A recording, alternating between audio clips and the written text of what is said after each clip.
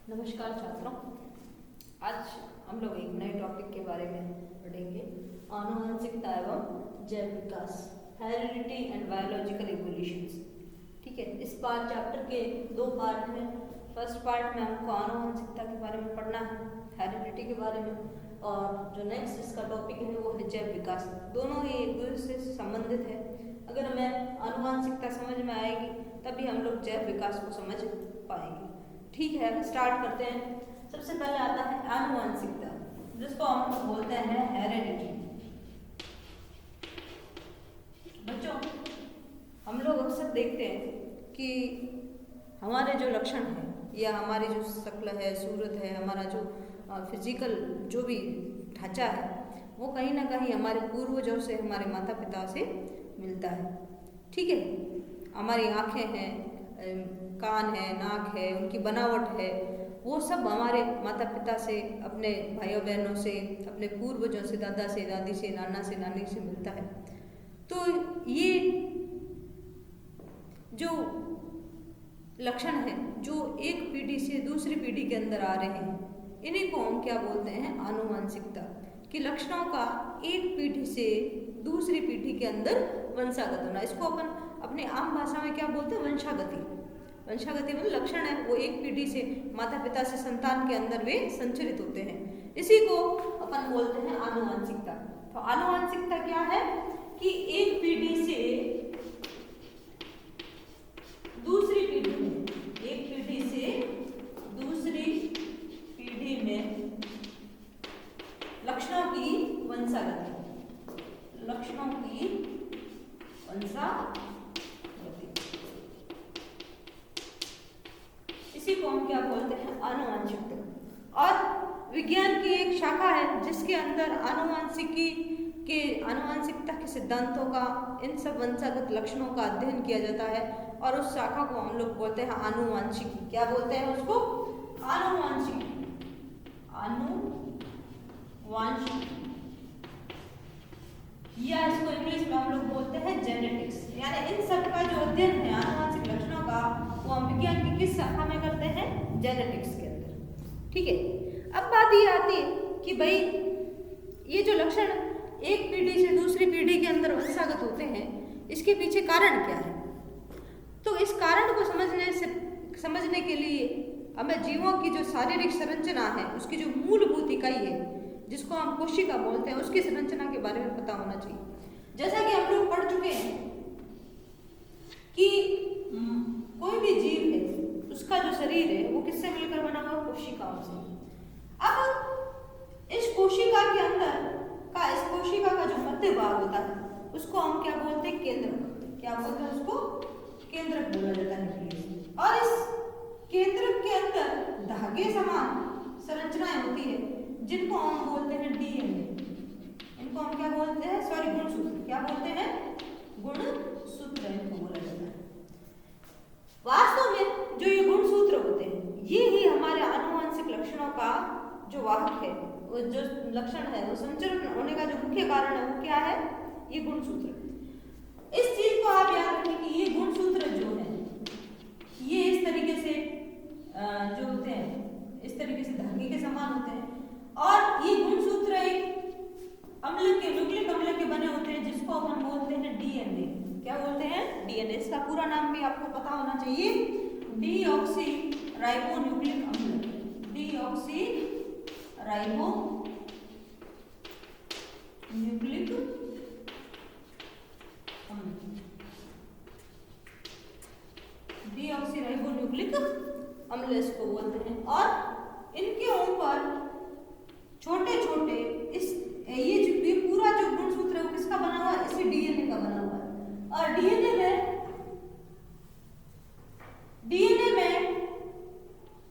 के जो खंड है, छोटे छोटे जो खंड है, इन खंडों को हम लोग बोलते हैं जीन्स। क्या बोलते हैं इनको क्या बोला जाता है, जीन बोला जाता है। और ये जीन किसी भी जीव के प्रत्येक लक्षण का निर्धारण करते हैं। ऐसे एक गुणसूत्र के ऊपर ऐसे हजारों जीन्स लगे रहते हैं, और हर जो जीन है वो हमारे एक लक्षण का निर्धारण करता है। यानी हमारे शरीर के एक एक लक्षण के लिए एक एक जीन है।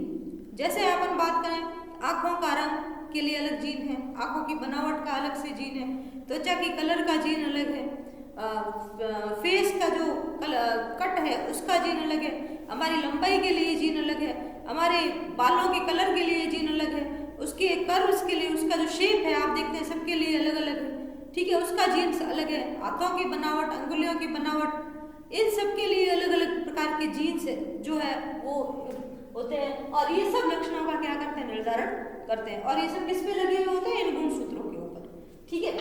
ये जो जीन है तो इन जीनों को क्या बोलते हैं, ये क्या जीन क्या करते हैं, हमारे लक्षणों का निर्धारण करते हैं। आप इन गुणसूत्रों को क्या मान सकते हैं कि ये किसी भी जीव के जो संरचना है उसका एक नक्शा है, मैप है। और जब भी कोई भी जीव पनपता है तो सबसे पहले उसमें क्या होता है, वो क्या होता है, एक कोशिका ही तो होता है, और उस कोशिका के अंदर जो गुणसूत्र है, ठीक है, उन गुणसूत्रों पर जो जीन्स लगे हुए होते हैं, वो जीन किस प्रकार के उसके गुणसूत्रों पर है, उसी के अनुसार उस व्यक्ति का जो, उस जीव का जो विकास है वो उसके आधार पे होगा। यानी अगर उसकी नीली आंखों वाला जीन है तो उस बच्चे की या शिशु की आंखें वो कैसी होगी, नीली होगी। अगर उसके जीन्स है, बालों का जो जीन्स है वो कर्ली वाले हैं तो उसकी बच्चे के जो बाल होंगे वो कैसे होंगे, कर्ली होंगे। अगर वो सीधे बालों के लिए जीन्स है तो उसके जीन्स जो उसके जो लक्षण कौन सा आएगा, सीधे बाल आएंगे उसके।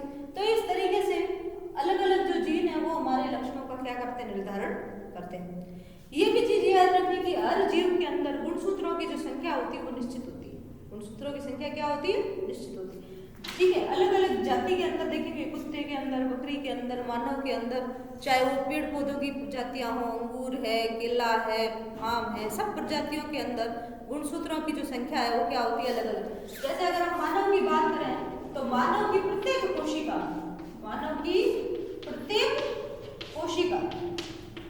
कोशिका के अंदर जो गुणसूत्रों की संख्या होती है वो कितनी होती है, 46। और ये 46 गुणसूत्र जो होते हैं वो जोड़ों में होते हैं। कैसे होते हैं, जोड़ों में, पेयर्स उनके बने रहते हैं। तो इस हिसाब से 46 गुणसूत्र के कितने जोड़े हो गए, 23 जोड़े। कितने जोड़े होते हैं, 23 जोड़े गुणसूत्र पाए जाते हैं मानव की कोशिकाओं के अंदर। और ये हर कोशिका के अंदर होगा, शरीर की प्रत्येक कोशिका के अंदर 46 गुणसूत्र होते हैं, ठीक है। अब और इन सभी जितने भी गुणसूत्र है इन सब के ऊपर जीन्स लगे हुए रहते हैं। जो जीन्स है वो अलग अलग प्रकार के लक्षणों का हमारे क्या करते हैं, निर्धारण करते हैं, ठीक है। तो ये तो बात आ गई आपकी कोशिका। अब आनुवांशिकता से संबंधित जो नियम है उनको पढ़ने से पहले, इस आनुवांशिकता को समझने से पहले कुछ शब्द है जो आनुवांशिकी की, जिसको हम आनुवांशिकी की शब्दावली कहते हैं, वो शब्दावली अपन को समझनी पड़ेगी कि उनके क्या अर्थ होते हैं। तभी हम लोग आगे आनुवांशिकता के जो नियम है कि एक पीढ़ी से दूसरी पीढ़ी में लक्षण किस प्रकार से वंशागत होते हैं उनको अपन समझ पाएंगे, ठीक है। अब देखिए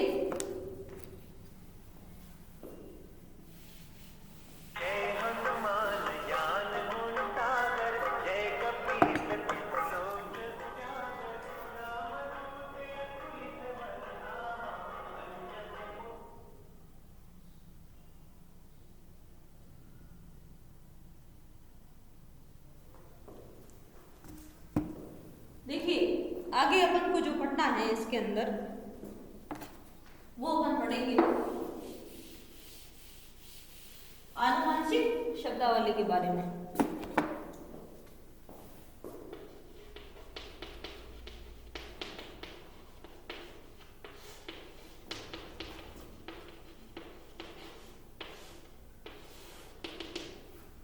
यहाँ पर हमने जीन्स के बारे में पढ़ लिया क्योंकि सबसे पहले अपन को जीन के बारे में जानना था। ये जीन क्या होते हैं, सबसे पहले जैसे हम जीन की बात करें तो ये क्या होते हैं, ये डीएनए के खंड हैं। ये डीएनए की क्या है, खंड है। और ये किस पर लगे रहते हैं, ये गुणसूत्रों के ऊपर पाए जाते हैं। और ये हमारे किसी भी जीव के प्रत्येक लक्षण का क्या करते हैं, निर्धारण करते हैं।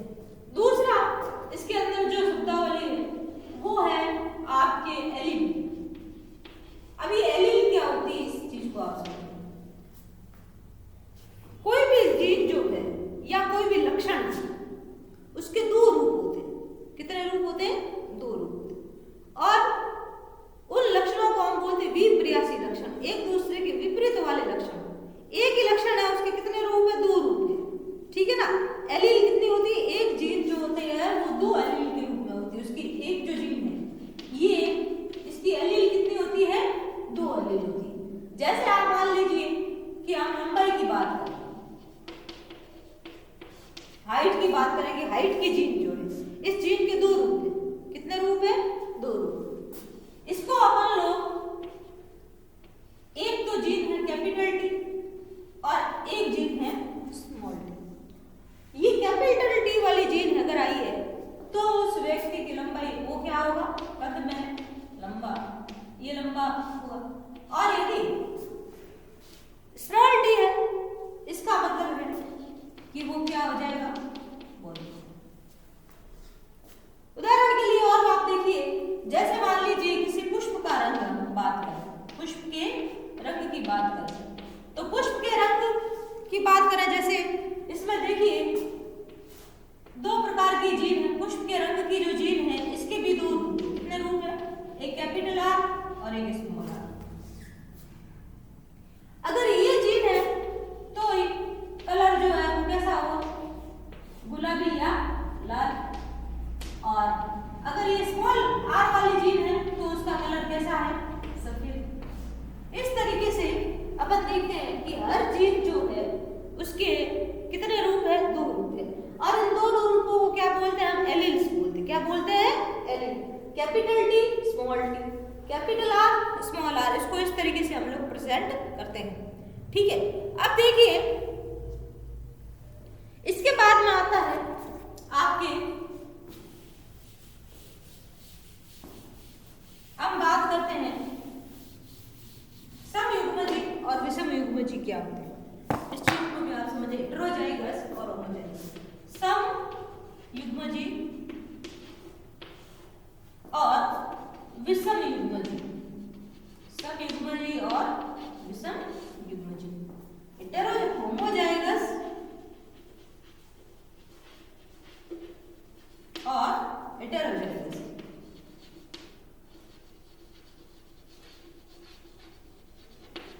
देखिए मैंने अभी आपको बताया था कि एक जीन है, उसके कितने रूप है? 2 रूप। और ये जीन किस पर लगे होते हैं? गुणसूत्रों पर। और गुणसूत्र भी हमेशा किस पर पाए जाते हैं? जोड़ों पर। तो ये जीन जो होती है वो भी क्या पाई जाती है? जोड़ों में पाई जाती है। एक जो जीन के कितने रूप होते हैं? 2 रूप तो है, लेकिन हर गुणसूत्र जब जोड़ों पर है तो हर जीन जो होती है वो भी किसमें पाई जाएगी? जोड़ों में। अगर जोड़े की दोनों जीनें समान, जोड़े की दोनों जीनों की जो एलील है वो क्या है? समान है।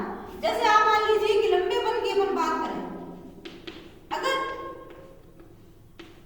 ये जीन है तो यहाँ पर जोड़े की दोनों जीनें क्या है? समान गुणसूत्रों के ऊपर। तो हम कहेंगे कि ये जो लक्षण है वो कैसा है? समयुग्मजी लंबा। लंबाई उसकी वो लंबा तो होगा, पौधा है या कोई भी है, व्यक्ति है, उसकी हाइट, लेकिन वो क्या होगी? अवस्था कौन सी होगी? समयुग्मजी अवस्था के अंदर, ठीक है। इसी तरीके से गोलेपन की जीन, अगर दोनों ही यहाँ पर जोड़े की दोनों जो जीनें हैं वो समान है तो हम कहते हैं वो कैसा है? समयुग्मजी। अब अपन बात करेंगे यहाँ पर टी और टी की। अगर जोड़े की दोनों जीनें विप्रेयसी लक्षणों वाली है, जोड़े की दोनों जीनें क्या हो? विप्रेयसी लक्षणों वाली हो, एक दूसरे की विपरीत एलील एक साथ आ जाए तो हम कहेंगे कि वो उस लक्षण के लिए क्या है? विषमयुग्मजी। यानी लंबेपन के लक्षण के लिए क्या है? विषमयुग्मजी है, ठीक है। तो इस तरीके से समयुग्मजी और विषमयुग्मजी अवस्थाएं पाई जाती। अब देखिए यहाँ पर एक और चीज अपन को पढ़नी है, प्रभावी लक्षण और अप्रभावी लक्षण। प्रभावी और अप्रभावी लक्षण। प्रभावी लक्षण व अप्रभावी लक्षण। देखिए जब हम लोग जोड़े की किसी भी लक्षण की बात करते हैं तो उसमें से एक लक्षण प्रभावी होता है और दूसरा लक्षण क्या होता है? अप्रभावी होता है। जैसे हम लंबेपन की बात करें तो लंबापन का जो कारक है वो प्रभावी लक्षण है, जबकि बोनेपन का कारक है वो क्या है? अप्रभावी। अब ये चीज कैसे पता चलती है? ये चीज तब पता चलती है जब कोई भी लक्षण है वो विषमयुग्मजी रूप में होता है। जैसे अपन बात करें यहाँ पर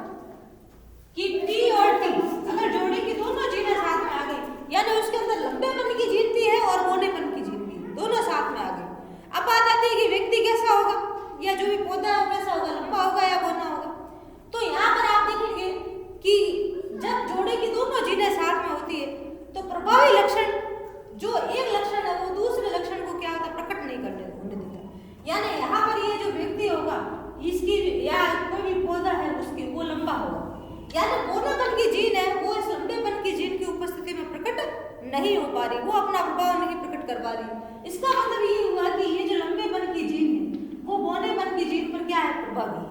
तो यहाँ पर प्रभावी लक्षण क्या है, लंबापन। और जीन कौन सी प्रभावी आ गई, टी, और अप्रभावी लक्षण कौन सा है, बौनापन। और यहाँ पर आपकी कौन सी आ गई, कैपिटल टी, स्मॉल टी। ठीक है, अब देखिए इसी तरीके से आप आर कर लें कि अगर आर है तो ये जितने भी पुष्प होंगे वैसे गुलाबी कलर के होंगे, जबकि इसके अंदर साथ में जीन तो सफेद कलर की भी है। लेकिन इस गुलाबी रंग की जीन की उपस्थिति के अंदर ये जो आपके सफेद रंग की जीन है ये स्वयं को प्रकट नहीं कर पाती है। इसका मतलब है कि सफेद, ये जो गुलाबी रंग वाली जीन है ये प्रभावी है किस पर, सफेद रंग पर। ठीक है, तो ये स्थिति अपन को कब पता चलती है, जब दो कोई भी जीन है वो अपनी विषम युग्मजीय अवस्था के अंदर हो, तब हमें पता चलता है कि कौन सा लक्षण बौनेपन कौन सा प्रभावी है और कौन सा अप्रभावी है। इसके बाद में आता है जीन प्ररूप और लक्षण प्ररूप। जीन प्ररूप और दूसरा आता है लक्षण प्ररूप। ये चीज क्या होगी, इस चीज को अब अगर अपन लंबेपन की बात करें तो आप देखिए अगर किसी के कारक में अगर दोनों जोड़ों की जीन टीटीआई या टीटीआई, तो अपन बात करेंगे कि ये दोनों पौधे क्या है, लंबे। टीटी वाला भी लंबा है, बाहर से देखने में अपीयरेंस के अंदर दोनों पौधे लंबे होंगे। तो बाहरी जो लक्षण आपको दिखाई देते हैं बाहरी तरफ से दोनों पौधे आपको दिखेंगे हाइट के अंदर दोनों बराबर है। इसका मतलब है कि जो बाहरी लक्षण होते हैं वो दोनों के जो अपन को बाहर की ओर दिखाई देते हैं वो किसी भी जीव का क्या होगा, लक्षण प्ररूप होगा। लेकिन अगर हम आंतरिक जीवी संगठन देखेंगे तो दोनों का अलग अलग है, एक समयुग्मजीय लंबा है, दूसरा विषमयुग्मजीय लंबा। तो इसका अगर अपन लिखेंगे लक्षण प्ररूप तो दोनों ही लंबे। लेकिन अगर हम लोग बात करेंगे इनके जीन प्ररूप की तो एक समयुग्मजीय लंबा है, दूसरा कैसा है, लंबी तो है लेकिन एक समयुग्मजीय लंबी और दूसरा कैसा है, विषमयुग्मजीय लंबा। तो ये कुछ शब्दावली थी जो अपन लोगों ने पढ़ी है इसके आनुवांशिकता की, और आगे इसको समझने के बाद में ही हम लोग आनुवांशिकता के नियमों को बेहतर तरीके से समझ पाएंगे। तो अगली क्लास के अंदर हम लोग आनुवांशिकता के नियमों पर विस्तार से चर्चा करेंगे। धन्यवाद।